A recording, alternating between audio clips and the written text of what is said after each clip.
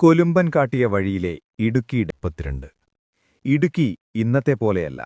സൂര്യപ്രകാശം പോലും മണ്ണിൽ വീഴാത്തത്ര ഇടതൂർന്ന കൊടുംകാട്.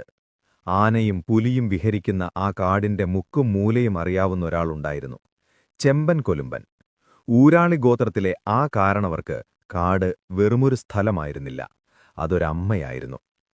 ആ കാട്ടിലൂടെയാണ് ഒരു ദിവസം നായാട്ടിനായി മലങ്കര എസ്റ്റേറ്റ് സൂപ്രണ്ടായ W.J. ജോൺ എന്ന സായിപ്പ് കടന്നുവരുന്നത്. ജോൺ സായിപ്പിന് വഴികാട്ടിയായി മുന്നിൽ നടന്നത് കൊലുമ്പനായിരുന്നു.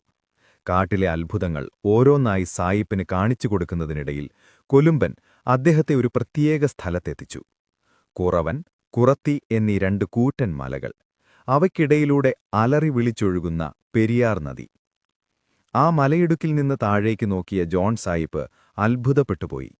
ഇത്രയും ഇടുങ്ങിയ എന്നാൽ ബലമേറിയ രണ്ട് പാറക്കെട്ടുകൾക്കിടയിൽ വെള്ളം തടഞ്ഞു നിർത്തിയാൽ അത് ലോകത്തിലെ തന്നെ വലിയൊരു അത്ഭുതമാകും എന്ന് ആ എഞ്ചിനീയറിംഗ് ബുദ്ധി തിരിച്ചറിഞ്ഞു.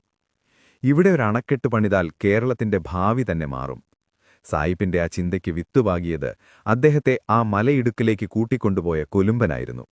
കൊലുമ്പനില്ലായിരുന്നുവെങ്കിൽ ഒരുപക്ഷെ ഇടുക്കി ഡാം എന്ന ആശയം തന്നെ ഉണ്ടാകുമായിരുന്നില്ല.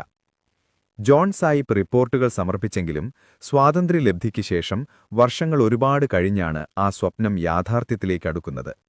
1960കളിൽ കനേഡിയൻ സഹകരണത്തോടെ ഡാം പണി ആരംഭിച്ചു. താൻ കാണിച്ചുകൊടുത്ത സ്ഥലത്ത് വലിയ യന്ത്രങ്ങൾ വരുന്നതും മലകൾ തുരക്കുന്നതും കോൺക്രീറ്റ് മതിലുകൾ ഉയരുന്നതും കാണാൻ കൊലുമ്പൻ അവിടെ തന്നെയുണ്ടായിരുന്നു. രാപ്പകലില്ലാതെ ആയിരക്കണക്കിന് തൊഴിലാളികൾ അധ്വാനിച്ചു.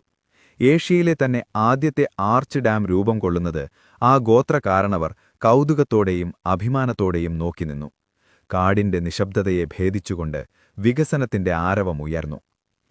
ഒടുവിൽ 1976 ഫെബ്രുവരി 12 ഇടുക്കി ഡാം നാടിന് സമർപ്പിക്കുന്ന ചരിത്രനിമിഷം.